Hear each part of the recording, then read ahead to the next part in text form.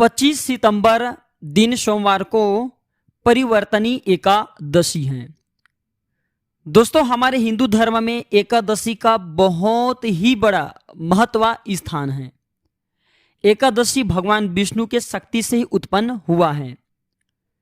दोस्तों, ऐसा माना जाता है एकादशी के दिन जो भी व्यक्ति व्रत रखते हैं, भगवान विष्णु के लिए उपासना रखते हैं, ऐसे व्यक्ति को मृत्यु के बाद परम धाम की प्राप्ति होता है।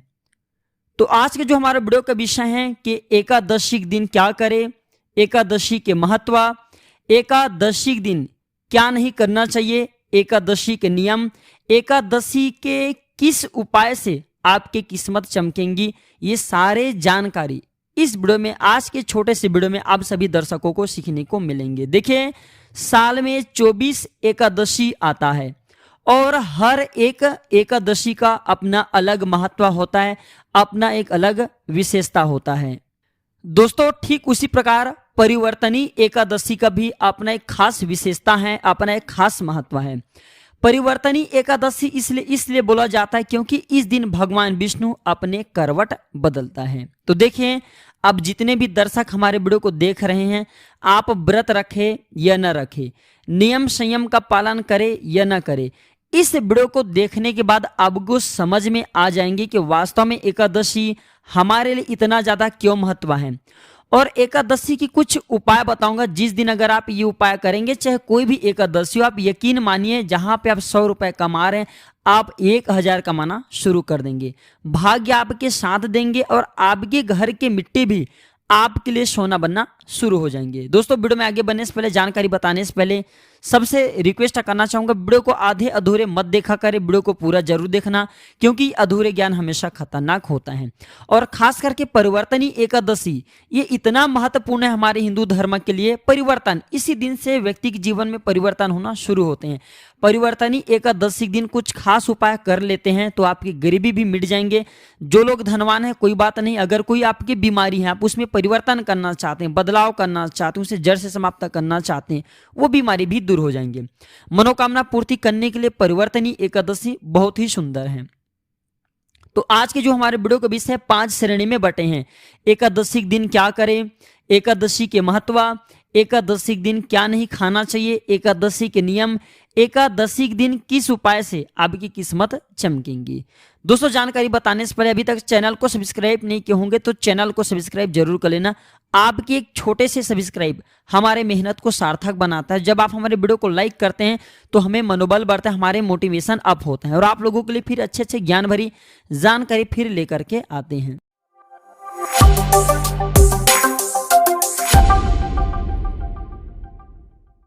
तो सर्वप्रथम जानते हैं क्या ना करें। जितने भी दर्शक वीडियो को देख रहे हैं, अगर आपके घर परिवार में कोई एकादशी की व्रत रखते हैं तो आप उसे नियम बता सकते हैं, या फिर स्वयं व्रत रखते हैं तो ये नियम जरूर फॉलो करें। तो सर्वप्रथम जानते हैं एकादशी के दिन क्या करें। तो एकादशी के दिन विष्णु सहस्त्र नाम का पाठ करें। दोस्तों, विष्णु सहस्त्र के नाम पाठ करने से, विष्णु सहस्त्र नाम के पाठ करने से भगवान विष्णु बहुत प्रसन्न होते हैं और आपके घर से कलह, कलेश, गरीबी, परेशानी, ये सबको जड़ से समाप्त करते हैं। मैं कल के वीडियो में भी बताया था, परसों के वीडियो में भी बताया था कि देखिए, धन की देवी माता लक्ष्मी है, लेकिन धन देने का अधिकार भगवान विष्णु को है। किसके किस्मत में कितना धन देना है, ये निर्णय भगवान विष्णु करते हैं। तो भगवान विष्णु के सहस्त्र नाम पाठ करते हैं तो इससे भगवान पूर्वकृत आपके दोस्त को मिटाते हैं, जिससे आपकी गरीबी भी मिटते हैं, आपके जीवन की परेशानी भी दूर होते हैं। तुलसी की इस दिन परिक्रमा करें। जो भी भक्त जो विष्णु भगवान को दिल से मानते हैं, ऐसे व्यक्ति अगर इस दिन तुलसी की परिक्रमा करें तो बिल्कुल ही दोस्तों 4 धाम परिक्रमा करने का ही फल आपको प्राप्त होगा, पुण्य की प्राप्ति होगा। इस दिन गंगा या फिर पवित्र नदी में स्नान करें। गंगा या पवित्र नदी में इस दिन स्नान करने से हमारे पितरों की आत्मा को मुक्ति मिलती है। साथ ही साथ हमारे घर परिवार में किसी की आकस्मिक मृत्यु हो गई है, उन्हें भी मोक्ष की प्राप्ति होता है, या फिर कहीं पे उन्हें प्रताड़ना किया जा रहा है या फिर यमदूतों के माध्यम से उन्हें प्रताड़ना दिया जा रहा है, तो उस प्रताड़ना से उन्हें मुक्ति मिलता है। ये फिर गंगा नदी में स्नान नहीं कर पाते, कोई पवित्र नदी उसमें स्नान नहीं कर पाते, तो गंगा की कुछ बूंद नहाने के पानी में डाल करके स्नान करें, आपकी पूर्वजों की आत्मा को मुक्ति मिलेंगे। और दोस्तों देवताओं से भी उत्तम पूर्वजों के माना जाता है, जो हमारे घर के पितृ हैं उन्हें देवताओं से भी उत्तम माना जाता है, क्योंकि देवताओं से कहीं उत्तम स्थान पितरों का है। दोस्तों इस दिन आप जो है गौ माता को गुड़ चने खिलाइए। गौ माता को गुड़ चने खिलाने से आप गौ माता को गुड़ चने नहीं खिला रहे, बल्कि आप जो है 33 कोटि देवी देवताओं को गुड़ चने खिला रहे, क्योंकि गौ माता के प्रत्येक रोम में, प्रत्येक हिस्से में, संपूर्ण शरीर में अलग अलग प्रकार के देवी देवता वास करते हैं। न जाने अगर आपके कुंडली में शनि कमजोर हो, राहु कमजोर हो, बुध कमजोर हो, तो जो ग्रह नक्षत्र हैं इसके उतार चढ़ाव होने की वजह से हमारे जीवन में अनेकों प्रकार के कष्ट एवं परिवर्तन होते हैं। तो दोस्तों एकादशी के दिन गौ माता को गुड़ चने खिलाते हैं तो आपके जीवन में जैसे कि कोई परेशानी है, तकलीफ हुआ, मिटते हैं।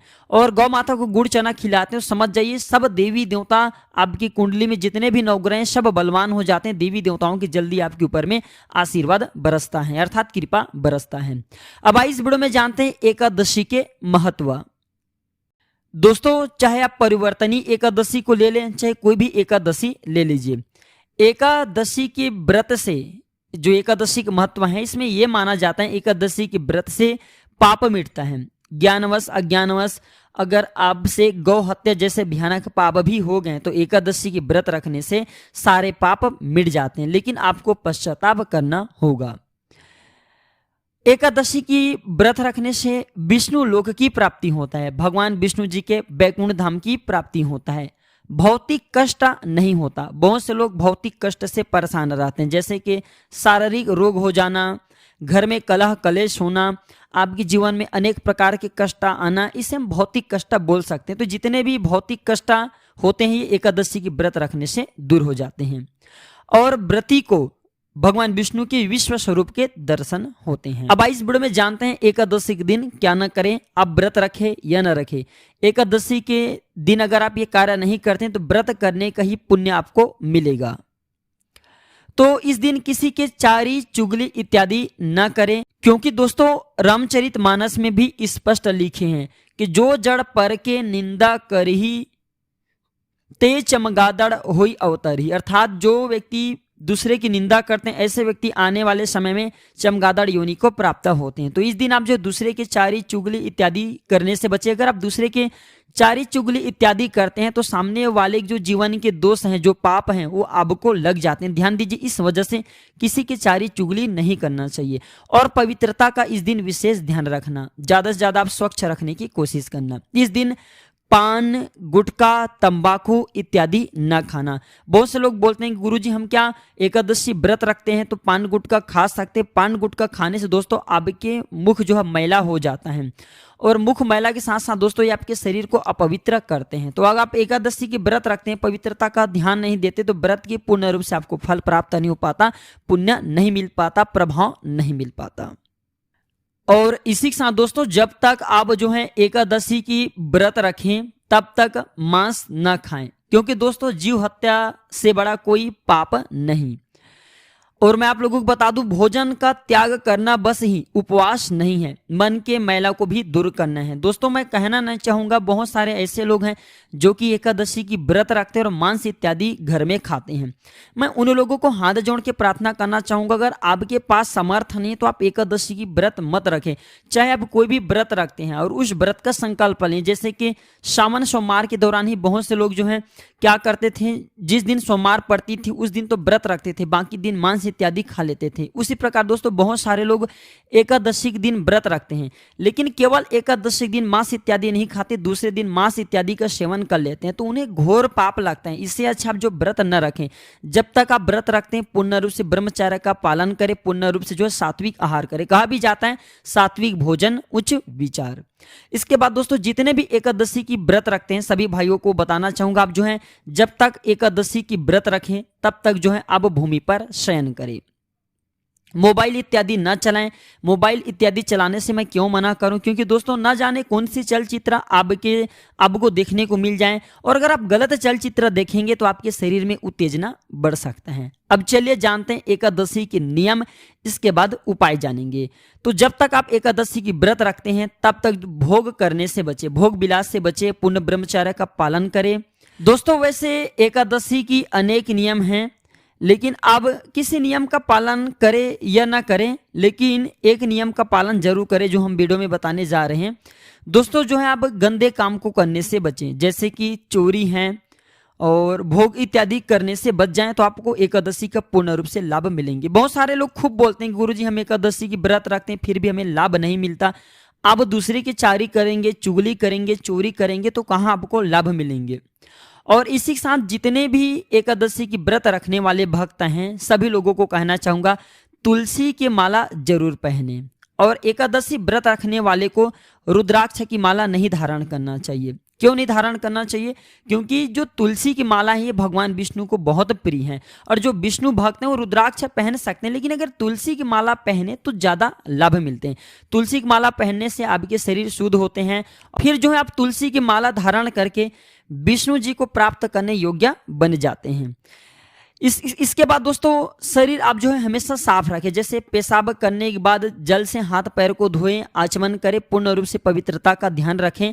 तो आप जरूर देखना एकादशी जो आप व्रत रखते हैं एक ही व्रत से आपके सारे कष्ट दूर हो जाएंगे। और हमेशा ध्यान रखना पैर से चींटी न कुचला जाए, जैसे आप पैदल चल रहे हैं, कहीं पे जा रहे हैं, आपको अर्जेंट जरूरत पड़ गए हैं, तो इस दिन जूता इत्यादि ना पहनना, जूता चप्पल मत पहने, इस बात का भी ध्यान रखना।